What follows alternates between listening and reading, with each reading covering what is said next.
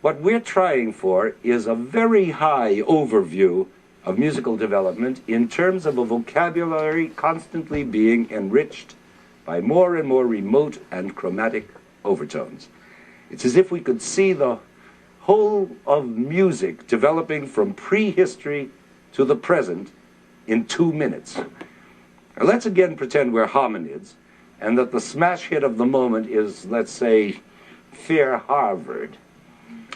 Here we are in our hominid hut crooning Fair Harvard, and now maybe our wives and maybe our prepubescent sons join in, and automatically we're singing not in unison, but in octaves, since men's and women's voices are naturally an octave apart. And with blessing surrender thee. Now that octave interval, I wish I could sing an octave so I could really show you what I mean. But that octave interval happens to be the first interval of the harmonic series, as you remember, right? Okay, now centuries pass, and the next interval of the harmonic series is assimilated by humanity, namely the fifth. And now we can be singing this. By those festival rising. Now, of course, this little change brings us forward a mere 10 million years into the 10th century AD and into a fairly sophisticated musical culture. But now we admit the next interval of the series, the fourth, and now we can mix intervals of the octave and the fifth and the fourth.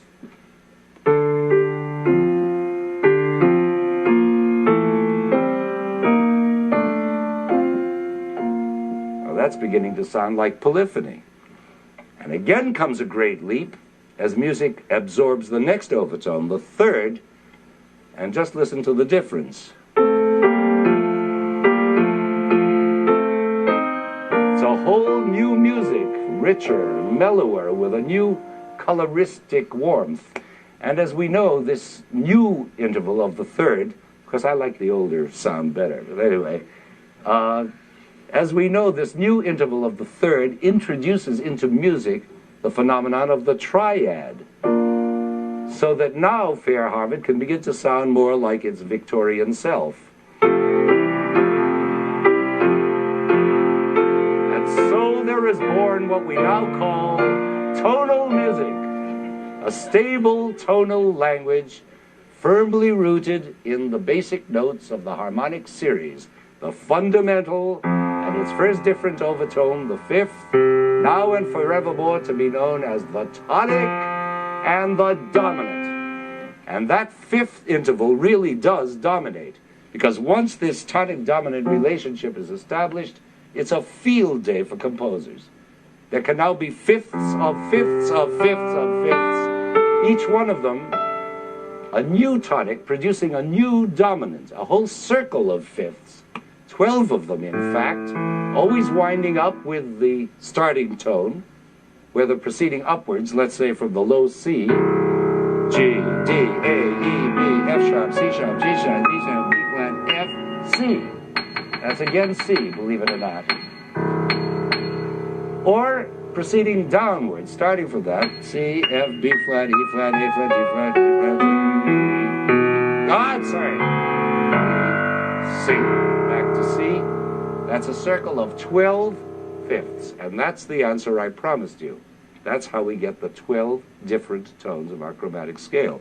In other words, if you take all those 12 of the circle of fifths and put them together in scale order, you'll get this.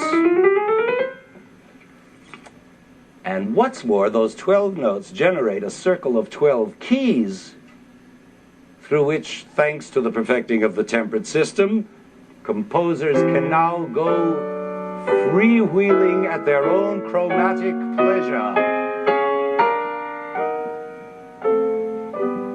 Now this means that ultimately Fair Harvard can sound like this.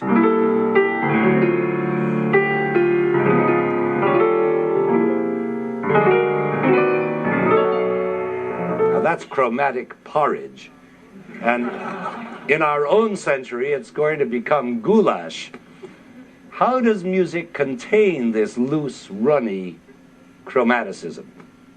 By the basic principle of diatonicism, that stable relationship of tonics and dominants, subdominants and supertonics, and eudominants and eutonics. And we can now modulate as freely as we want, as chromatically as we want, and still have complete tonal control. This great system of tonal controls was perfected and codified by Bach, Johann Sebastian Bach, whose genius was to balance so delicately and so justly these two forces of chromaticism and diatonicism, forces that were equally powerful and presumably contradictory in nature.